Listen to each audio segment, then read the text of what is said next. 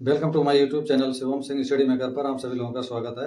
आज हम परिमेय संख्या और अपरिमेय संख्या के बारे में जानकारी प्राप्त करेंगे। परिमेय संख्या क्या होती है व अपरिमेय संख्या क्या होती है। आज हम सीखेंगे परिमेय संख्या। परिमेय संख्या परिमेय संख्या परिमेय संख्या को इंग्लिश में बोलते हैं rational number. Rational number.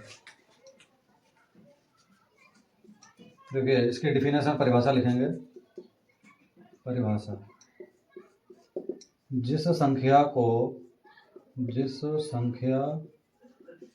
P बटे Q के रूप में लिख सकें, Q के रूप में लिख सकें, वह परिमेय संख्या कहलाती है।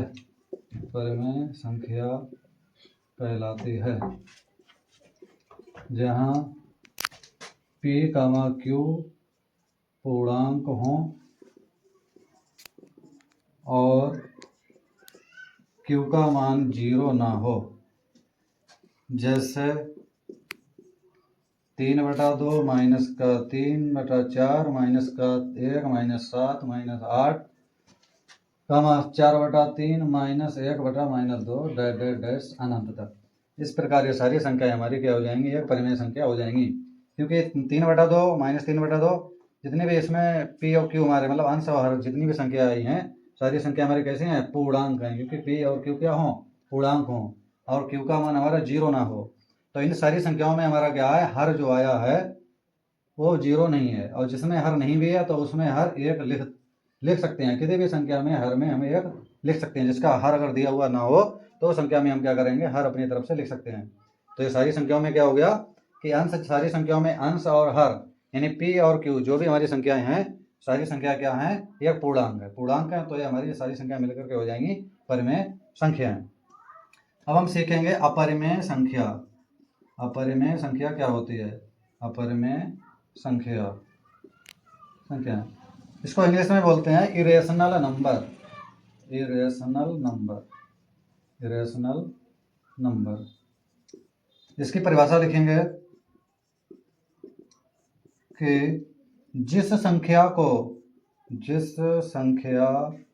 को P बटे Q के रूप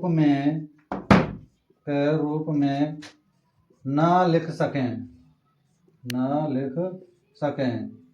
वह अपरिमेय संख्या कहलाती है।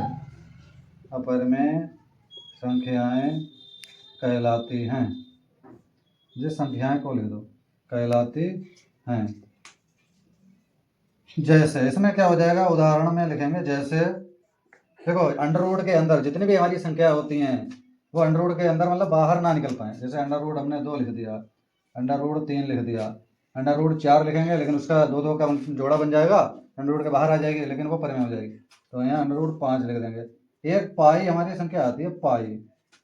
ये क्या होती है, भी अपरिमेय संख्या के अंतर्गत आती है। क्योंकि पाई का मान क्लियर नहीं होता है, 22/7 लिख देते हैं, इसका मान जो क्लियर नहीं होता है। और 1 दशमलव के बाद जो रिपीट होने वाली संख्या है, जैसे 0 0 1 हो गया, 2 0 1, 3 0 1, 3 0 होंगे यहाँ पे, 3 0 1, फिर 4 0 हो जाएंगे, 1 डैश। ये सारी संख्या हमारी क्या हो जाएंगी, अपरिमेय संख्या हो जाएंगी।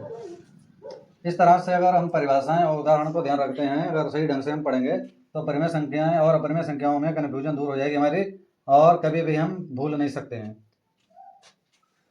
Thank you.